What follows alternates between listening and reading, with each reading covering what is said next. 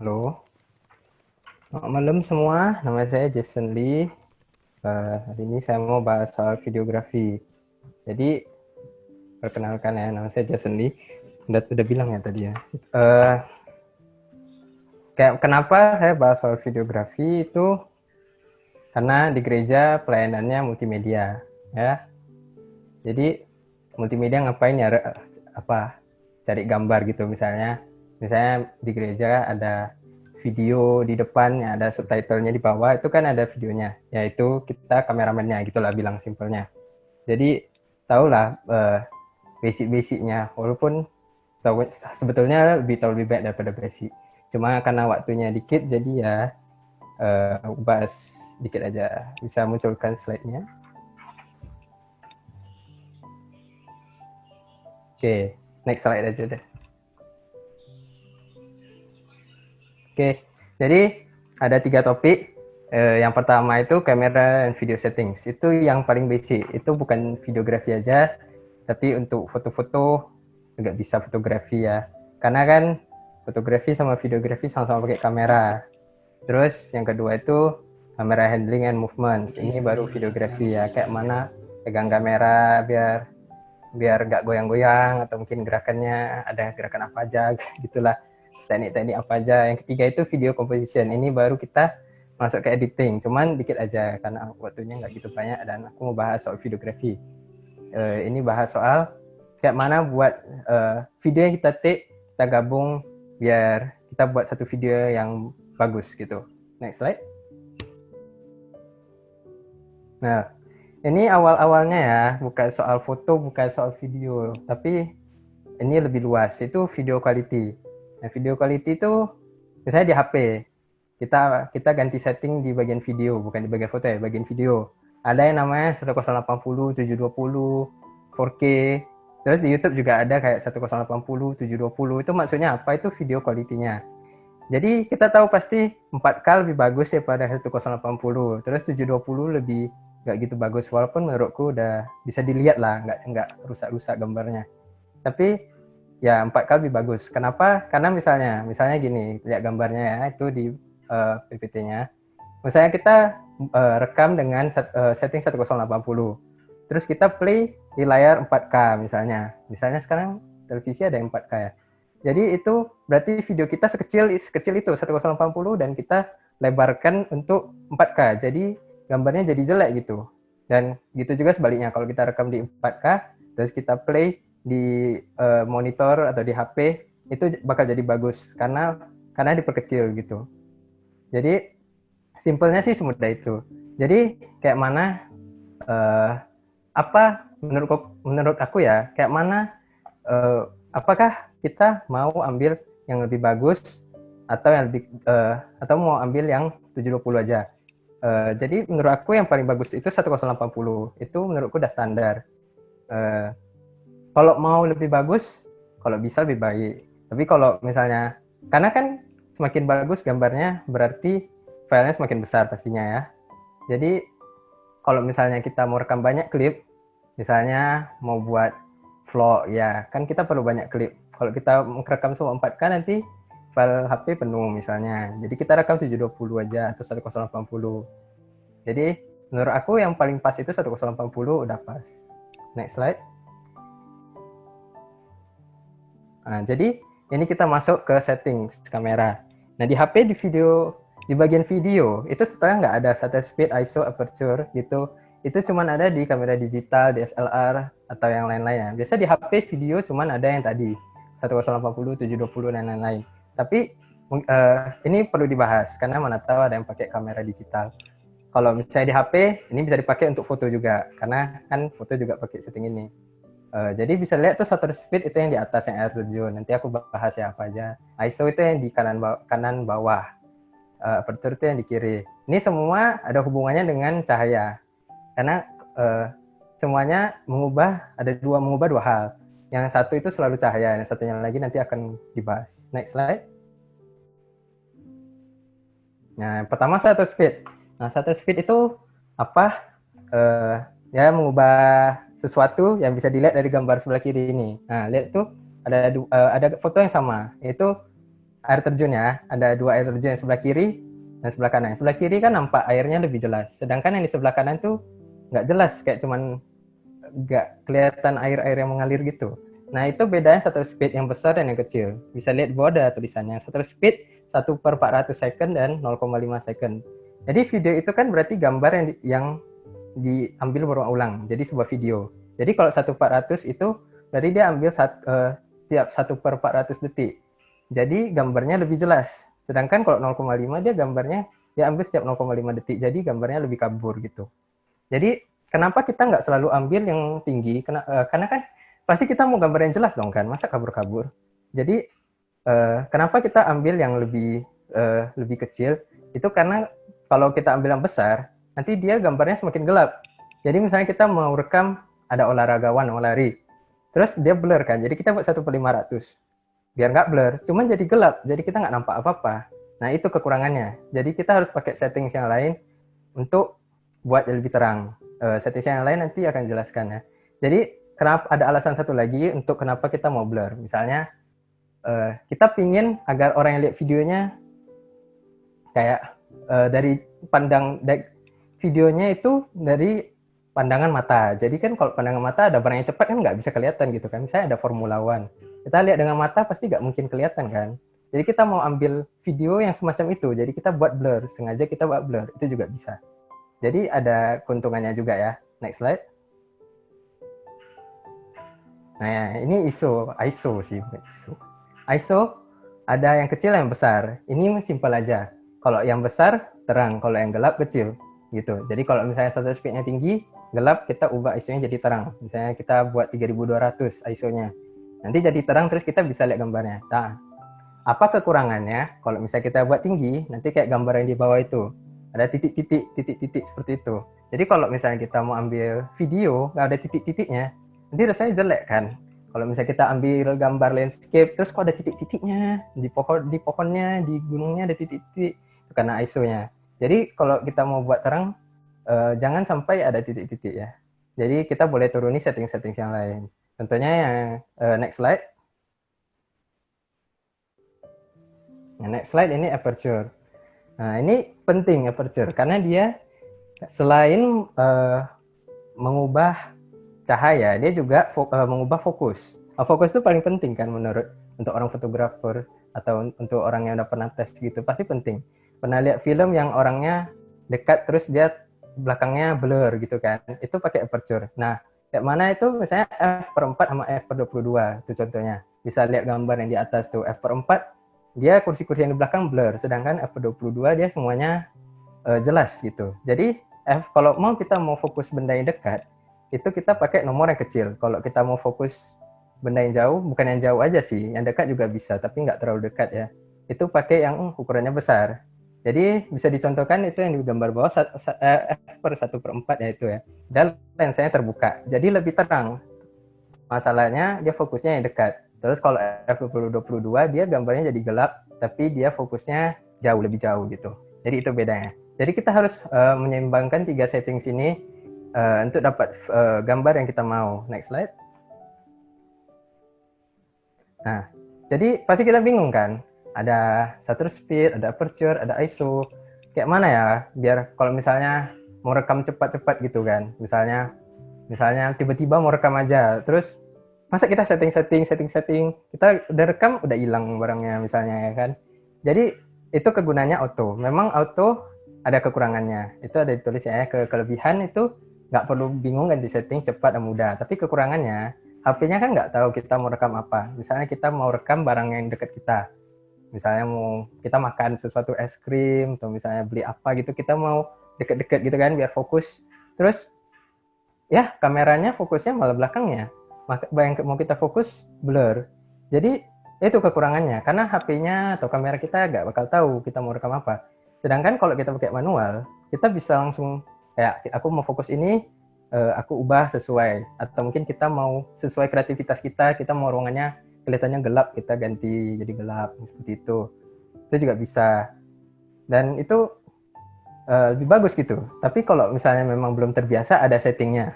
Kayaknya di kamera digital ya, itu ada setting yang misalnya kita cuma mau atur shutter speed atau cuma mau atur aperture. Yang lain sesuai kameranya itu ada settingnya kayaknya. Jadi mungkin kalau di awal-awal mulai bisa pakai setting situ ya. Next slide. Nah, ini gerakan-gerakan rekaman, gerak videografi ya. Ini aku cuma kasih tahu yang simpelnya. Sebetulnya banyak sih gerakan-gerakan lain, teknik-teknik lain. Cuman karena waktunya kurang, jadi aku cuma kasih tahu beberapa ya. Pertama zoom. Zoom pasti semua orang tahu. Kayak mama itu pun udah tahu ya. Gak perlu tahu teknologi, udah tahu apa itu zoom sepertinya. Karena zoom itu cuman zoom in, zoom out. Artinya gambarnya semakin dekat, semakin jauh seperti itu. Jadi ini sering dipakai, tapi menurut aku itu kurang bagus karena rasanya kan kayak dipaksa gitu di zoom. Terus kalau di zoom gambarnya semakin jelek kelihatannya karena dia memfokus pada gambar yang lebih kecil gitu. Pokoknya menurutku itu jelek ya. Tapi jadi kayak mana kalau kita mau zoom itu ada caranya, yaitu kita yang dekati barangnya, bukan kita yang zoom gitu. Jadi bisa dengan cara lain kita yang dekati atau kita yang jauhi gitu. Atau bisa dua-duanya, bisa sambil zoom, bisa sambil dekat. Itu ada triknya sih. Jadi kalau ada satu lagi, itu panning. Panning itu kamerain putar ke kiri dan ke kanan gitu. Jadi kalau kita panning ke kiri berarti kayak gini. Kalau panning ke kanan kayak gini. Kalau tilting itu ke atas dan ke bawah. Berarti ada tilting atas sama tilting ke bawah. Jadi itu ya simple ya. Ya pasti dong kayak gitu kan. Ya pasti kita tahu dong kamera kiri kanan atas bawah ya. Tapi ya itu simpelnya. Terus ada yang penting lagi, yaitu kameranya harus steady. Apa artinya? Artinya nggak boleh goyang-goyang. Kalau misalnya kita pegang HP terus goyang-goyang kan, nanti kita lihat videonya nanti kok goyang-goyang videonya, getar-getar gitu rasanya mengganggu. Jadi kayak mana?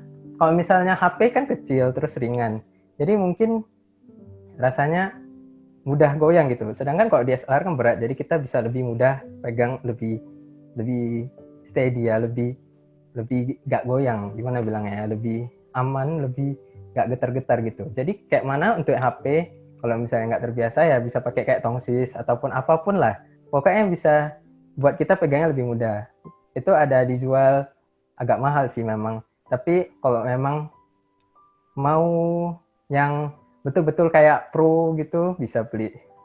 Terus yang selanjutnya itu objek fokus. Nah, apa itu? Kalau misalnya di HP kita bisa munculkan grid gitu kayak yang digambar itu ya. Jadi kita bisa taruh objeknya di sebelah kiri atau di tengah-tengah atau dimanapun. Nah, di HP ada kita perlu fokus. Ada caranya lock fokus biar nanti kalau misalnya kita ganti benda dia nggak langsung berubah-berubah blur gitu. Karena di video kan kita nggak bisa atur ISO-nya. Jadi itu caranya itu kita pijit di layarnya terus kita tahan. Nanti dia lock. Jadi dia nggak ganti-ganti gitu. Jadi itu juga cara untuk fokus. Next slide. Nah ini ada beberapa trik-trik ngambil gambar ya. Yang pertama itu transition shot. Transition shot itu seperti yang di kiri bawah itu. Dia lagi di jalan-jalan, terus dia turun kamera tiba-tiba masuk ke tempat parkir. Nah, itu cara ngambilnya kan. Kita ambil orang di jalan, terus kita turun, di depannya ada benda jadi kayak ketutup. Terus kita ke tempat selanjutnya, terus ke tempat tertutup, kita turuni ke gambarnya. Jadi kita tinggal edit, kita taruh dua barang itu bersamaan.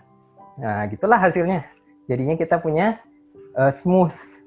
Nggak perlu sampai pakai transition, kayak nggak perlu edit transition. Kita tinggal cut aja, kita tinggal masukkan gambar video kita. Nah, udah siap gitu. Terus ada reveal shot. Itu misalnya kita jalan-jalan, misalnya vlog ya kan. Terus kita mau menunjukkan itu seperti gambar itu tahun apa ya? Times Square ya.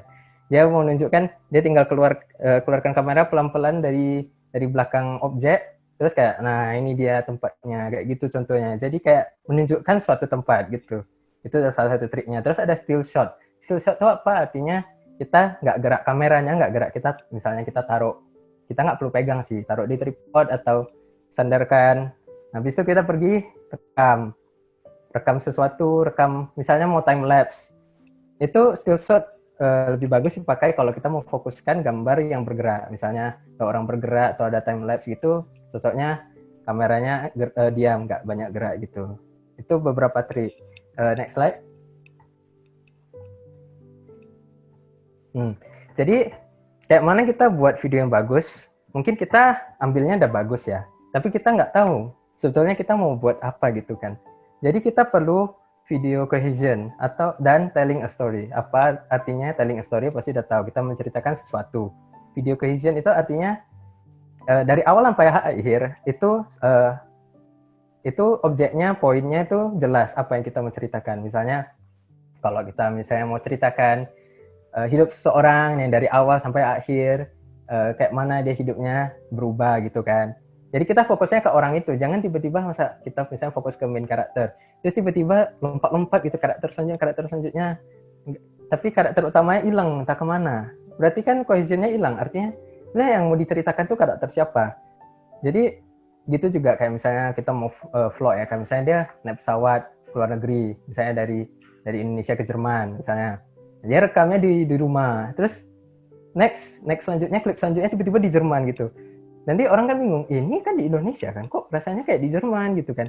Dia nggak rekam bagian dia ke airport, dia nggak rekam bagian dia di pesawat gitu. Jadi kan bingung. Jadi kita perlu editnya, kita perlu buat suatu cerita ataupun buat dia cohesion gitu, biar kita ngerti.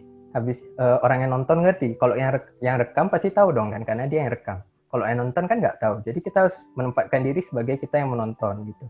Jadi bagaimana jadi awalnya kita rekam itu harus establishing location atau fokus objek, suatu objek gitu. Misalnya establishing location, oh ya kali ini misalnya vlog, kali ini aku lagi di sini gitu, ataupun rekam. Misalnya Kuala Namu Airport yang rekam, ada Kuala Namu Airport tulisan gitu, atau mungkin ada pesawat gitu. Habis itu kita harus fokus ke objek, misalnya pesawatnya kita fokus ke pesawat. Pokoknya nggak perlu kita kasih tahu di mana, kita bisa pakai objek. Kita bisa fokus pada objek untuk menunjukkan suatu lokasi. Habis itu kita masuk ke transition. Transition itu apa? Misalnya naik pesawat, kita buat time lapse, atau mungkin kita buat musik. Nggak perlu time lapse sih, kita bisa masukkan beberapa klip, terus masukkan musik gitu, misalnya kayak montage gitu kan, kemana-mana gitu. Terus destination-nya akhirnya, misalnya akhir dari cerita, akhir mana kita pergi, misalnya kita bisa menunjukkan oke, akhirnya aku di sini, atau mungkin menunjukkan value-nya gitu dari cerita kita. Misalnya kita mau ceritakan suatu hidup seorang awalnya kayak mana, itu establishing location, kayak awalnya dia kayak mana, terus transition-nya itu jadi cerita dia itu kayak mana, dan destination-nya itu artinya akhirnya hidup dia kayak mana gitu. Itu secara simpelnya itu sih.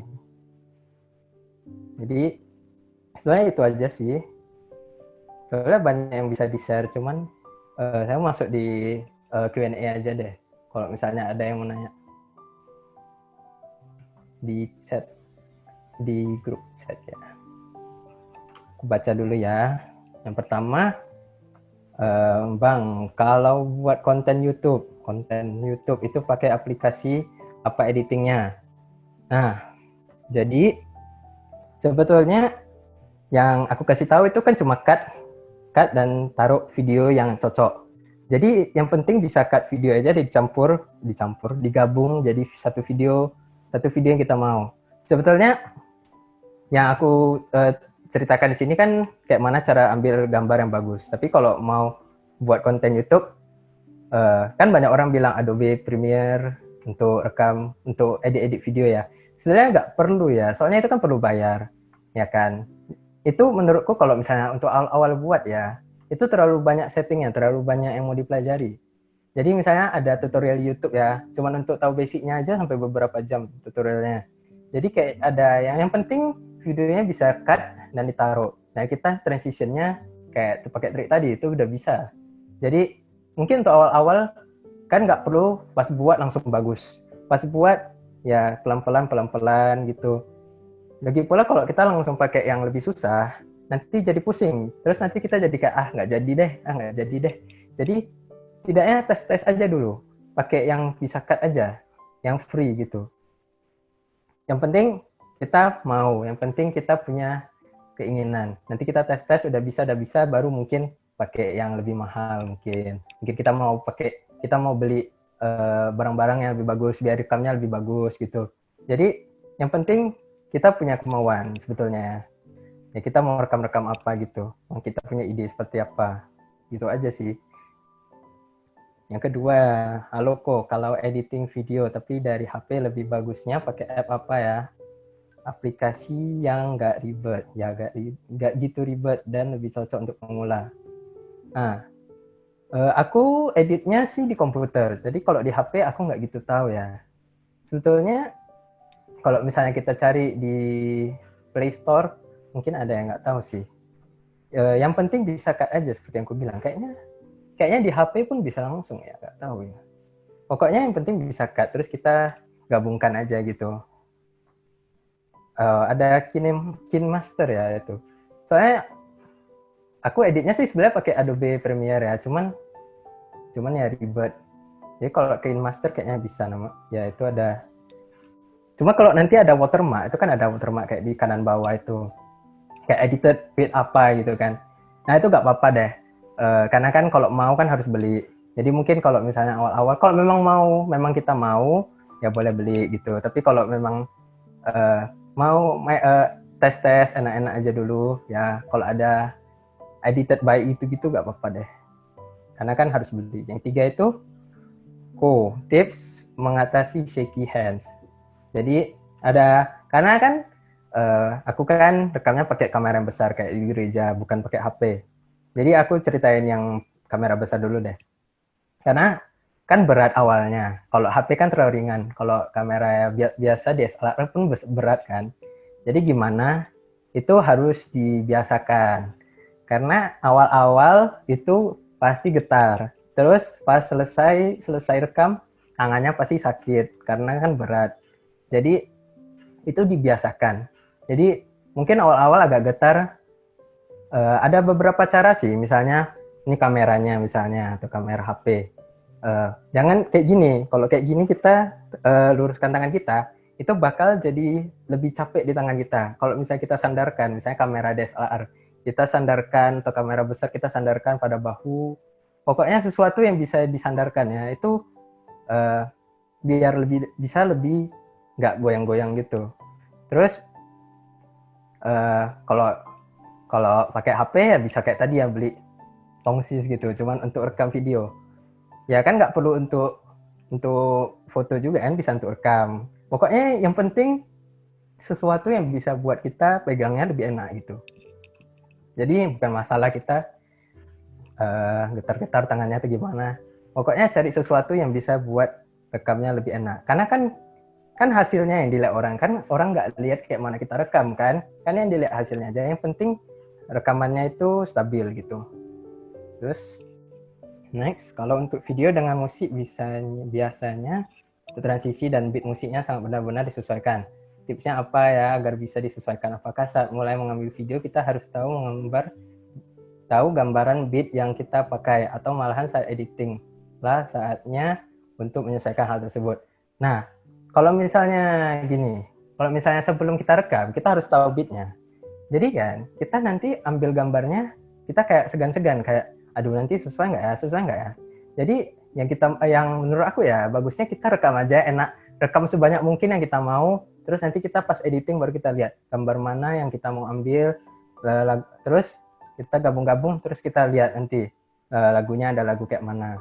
Misalnya upbeat, kita mau lagu upbeat, ya kita pakai lagu itu. Terus nanti kalau misalnya mau sesuai beatnya, nah baru kita edit gitu, kita cut di mana videonya lagunya ada dus gitu kan, kita ganti dus, kita ganti. Jadi kan kita punya banyak klip, jadi kita tinggal ganti-ganti aja gitu. Jadi pas rekam itu nggak perlu pikir-pikir susah-susah. Pokoknya rekam yang kita mau, yang kita inginkan. Terus nanti pas edit baru kita lihat ada apa-apa aja gitu. Oke, bentar ya. Next apa ya? Oh, yang kelima, ada rekomendasi gimbal. Nah, gimbal itu apa? Itu yang aku bilang tadi, yang kayak tongsis ya, cuman yang lebih mahal gitu. Dia ada stabilization-nya. Jadi misalnya kalau tongsis kan kita naikkan kan kameranya turun. Kalau gimbal gitu kan, kita turunin dia gambarnya tetap steady, tetap gitu. Cuman kita bisa pegangnya lebih ligat, lebih banyak gerak-gerak gitu. Nah, aku nggak tahu ya, soalnya aku nggak pakai gimbal. Aku kan pakai kamera besar, jadi aku nggak gitu tahu. Cuma kayaknya kan kalau misalnya untuk gimbal itu nggak perlu beli sampai, nggak perlu beda-bedakan yang mana-mana aja ya, karena kan pasti hasilnya karena pasti mereka buat hal itu untuk buat gambarnya lebih steady. Jadi kalau memang mau beli aja salah satu kan mereka terakhirnya sama juga, cuman untuk rekam biar lebih steady. Jadi ya beli yang nggak, jangan sampai kayak misalnya produk di Cina kan cepat rusak, mungkin ada yang lebih tahan lama. Jadi ya uh, bedanya paling cuma itu ya, tahan lama sama atau nggak tahan lama aja. Jadi ya gitu. Kalau misalnya memang mau lebih steady ya beli aja salah satu. Atau mungkin beli tripod. Tripod kan banyak. Kalau misalnya mau yang lebih legit ya beli aja gimbal. Nggak perlu sampai pusing-pusing mau kayak mana gitu. Gitu aja sih. Ada pertanyaan lagi?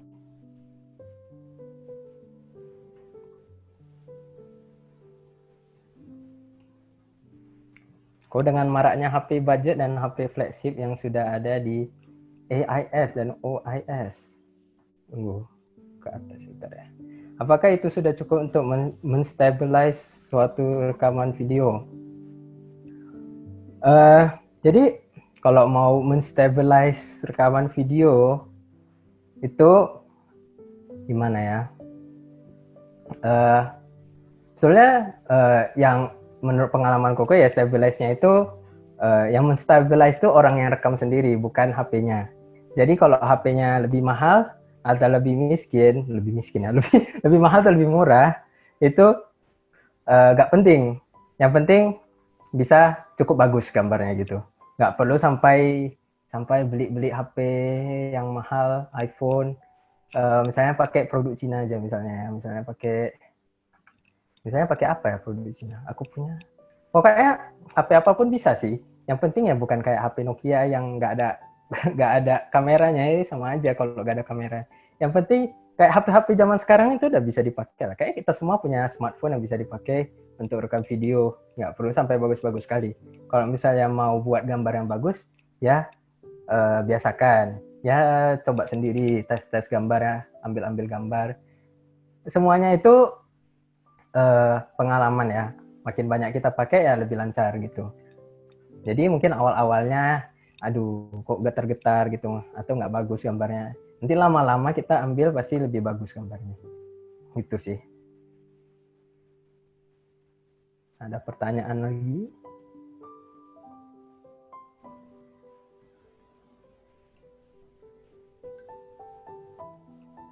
Oke. Kayaknya nggak ada gambar lagi. Nggak ada pertanyaan lagi ya. Oke deh. Tutup ya.